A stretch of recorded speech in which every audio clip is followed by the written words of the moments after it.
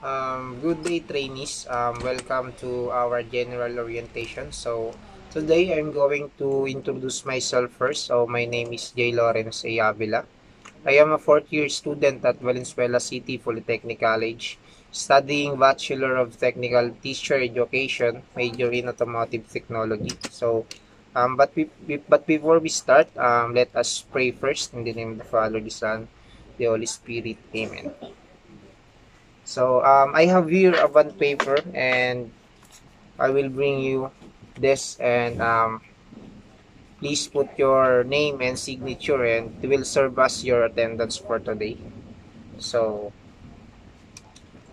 we all know that Valpoli is a center for excellence of technical education and have a mission to provide quality technical education. The training courses offered are automotive servicing NC2, electrical maintenance and installation in NC2, carpentry NC2, sheet metal arcs and welding NC2, masonry NC2, refrigeration and air conditioning NC2, housekeeping NC2, and also food and beverage NC2 or computer hardware services NC2. So my qualification is automotive servicing NC2 and it has three competencies. The basic competencies, the common competencies, and also the core competencies. So now I'm going to give you a questionnaire so that if you have already acquired a particular skill that being mentioned in the questionnaire, and to know that if you have not yet experienced this particular skills, so that I'm going to give you 15 minutes to answer that questionnaire. So I will check that later on. So if you finish answering the questionnaire, please submit it forward.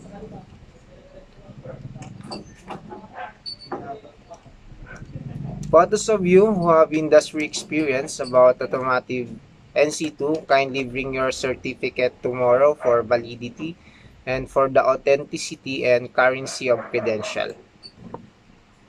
So this is your CBT process flow. So how the competency-based training approach takes place when a trainee enters a program, he or she will undergo a test or what we call recognition or a prior learning, and also we do an orientation what you are doing right now. And of course, I will inform you a rule of a trainee and also my role as a trainer. So that is the first flow, and another one right after the orientation, you will be given a chance to select which competency to do first or what to accomplish first. Of course, that is with the help of several materials you have to the CBLM. You have the progress chart. So we are here, there are several activities to do as the training starts. So it starts when you choose your competency.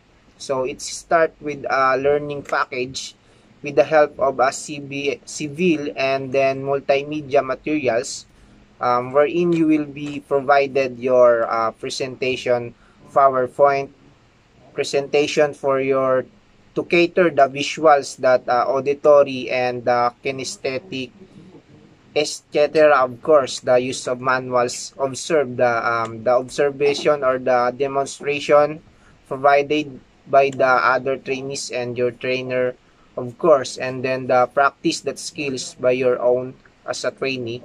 You can do it in your practical area, of course, as you go on, as you do to those tasks, those skills, you're receiving assistance and advice from your trainer. So it in this place it will be takes place the training, right?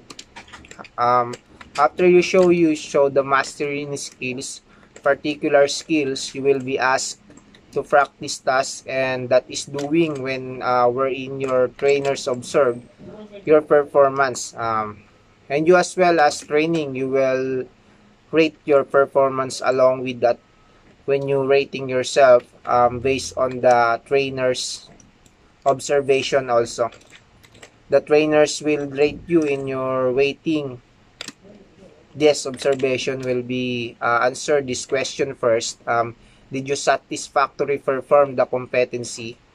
If the answer is yes, then you may select another competency. So another question is, have you completed all the competencies? If the answer is yes, therefore, you will be recommended to undergo for the national assessment, wherein all of the competencies will be tested and should be assessed, and right after that you could execute the program, and then you will going to the exit. So another question, have enough competencies has achieved. If the answer is yes, then he could exit the program. So if is no, is the answer is also those questions, therefore you are going to go back to all your lackings that the CBT process flow. So the next part is how to use CBLM competency-based learning module source of information for you to acquire knowledge and skills for a particular training. So there are different direction or instruction on how to use it. So have a module of instruction learning. So the learning activities information sheets, and also have a section where you can answer it for yourself, and then the answer keys for the subjects or the job or operation sheet, and also it include the performance criteria.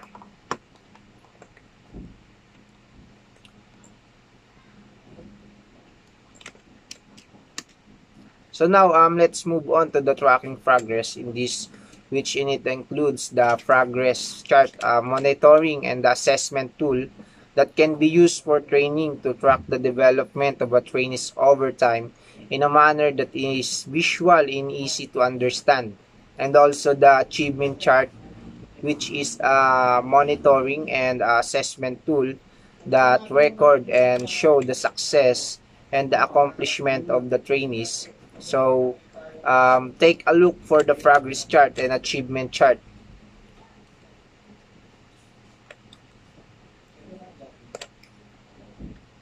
Oh, I forgot, so it's almost lunch break. Okay, I will dismiss you right now, and you can have your lunch break, and after 1 hour of break later on, I will give you a free test. Okay, class dismissed for go back after 1 hour. Okay, class, welcome back. As I said earlier, I will give you a protect. So here are the questionnaire.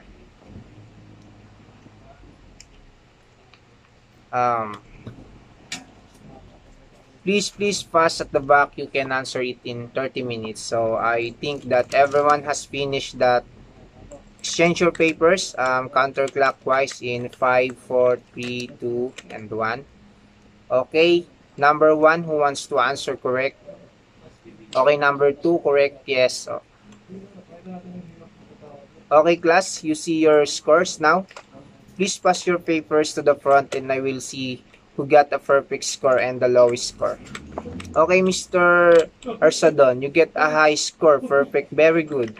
Okay, Mr. Sabangan also had the second high score. So, Floden, you also had that high score with that Arsad, with the Basobas. Okay, very good. All of you got a passing score. Again, take a look to the components or the layout of your workshop. So there are lecture area are designed mainly as education, content, and information delivery to groups, but may also be used for interactive learning and discussion. And then as you can see, the tools area in supplies that tools needed for a special purpose, from the practical work area in this area. The trainee acquires the skills and knowledge components of the skills prescribed by the competencies. And then the audio visual area where the trainee provided to learn sounds and visual components such as slide tape, presentation, films, television, programs, corporate conferencing, the machine area where the trainee are able to learn the kinds of machine, and then there are parts and storage area where you store and particular parts of the laboratory, the computer area. Um, area which has an array of computer units of which learner are provided for them to learn and to gain appropriate IT competencies. A quality control area and also the support service area. In this area, various tests aside from the metrology and calibration are conducted in this area, including the process quality control. So now we are done to take you to the specific work area. So as I could recall, I asked you yesterday to bring your certificate just in case you have already acquired or experienced a training related to automotive technology. So it should bring it with you. Okay, we submit it to me in front. So I think that all of the certificate is valid. So just to check it, would like you to undergo a written assessment and oral questioning as well as a demonstration in order for us to test the knowledge and skills and an attitude that you have already.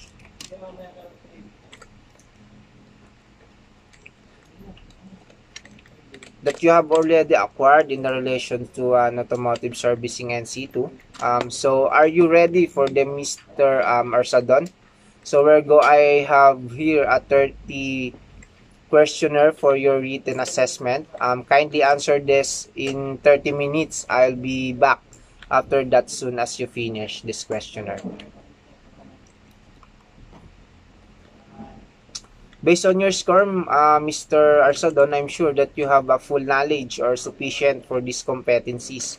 For disqualification, now let's try some oral questioning. Okay, my question is, what are the parts or components of ignition circuit components? Okay, alright, very good. Arsadon, okay, just for your last test, I would like you to demonstrate the specific skill. I would like you to perform the different types and components of ignition circuit.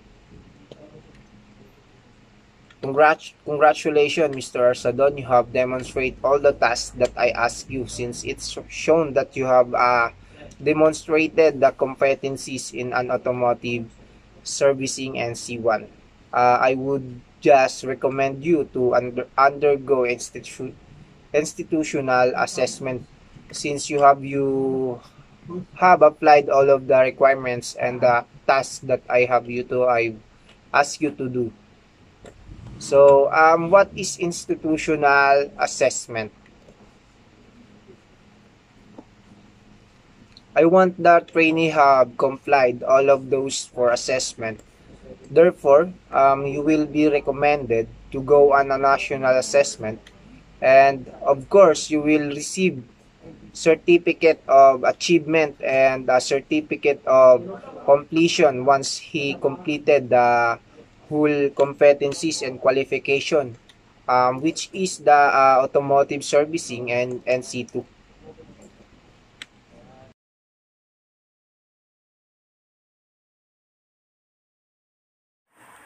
Good morning everyone. So this will be our last meeting for today. So it is our day 2.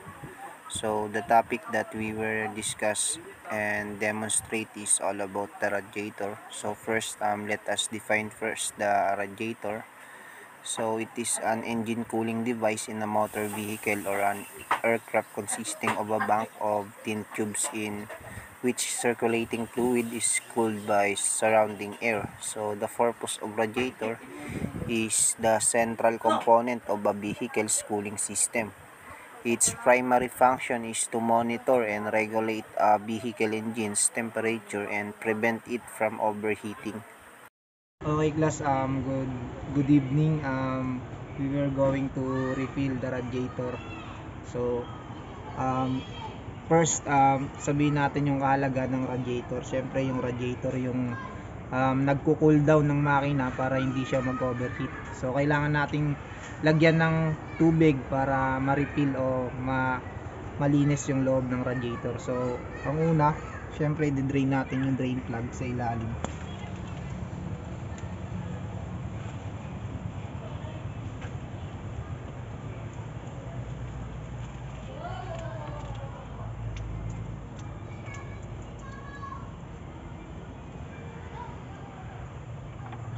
So kapag natanggal na, syempre mahina pa yung tagas ng tubig.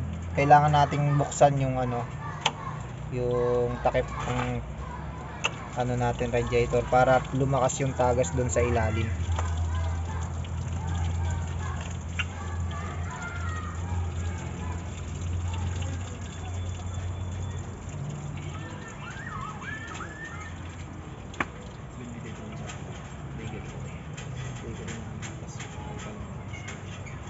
So yun, kapag naubos na yung tubig na tumatagas, hindi muna natin siya sasaraduan, bali re-refillan natin siya hanggang sa yung pinasok nating tubig dito sa sa takip. Pag nakita nating tumagas na ulit yung sinali natin doon, tsaka na natin siya lalagyan ng takip.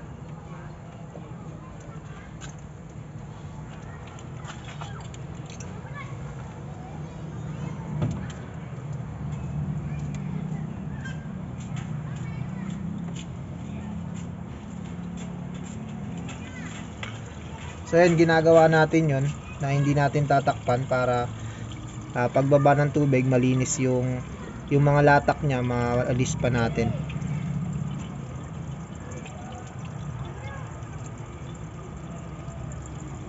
So patayin na muna natin, tapos takpan natin yung drain plug sa ilalim.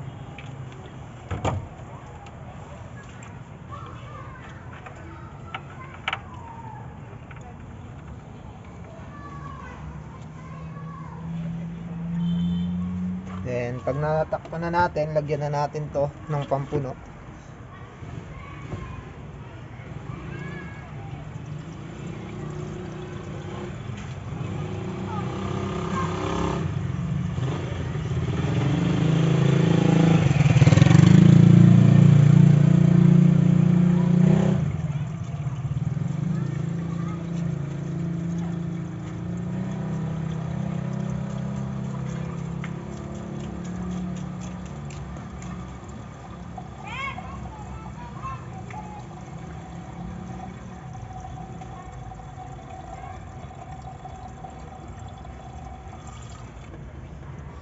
So bago natin siya takpan, syempre bubuksan muna natin yung makina natin para bumaba yung tubig na nandito sa ibabaw para masiksik.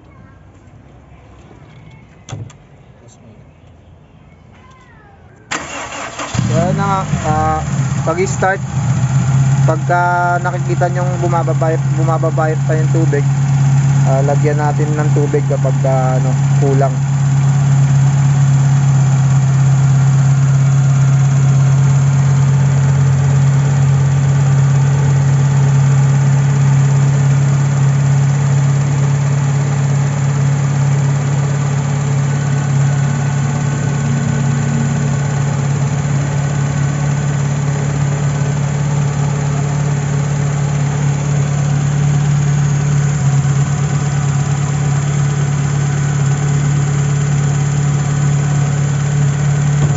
Natakpan na natin.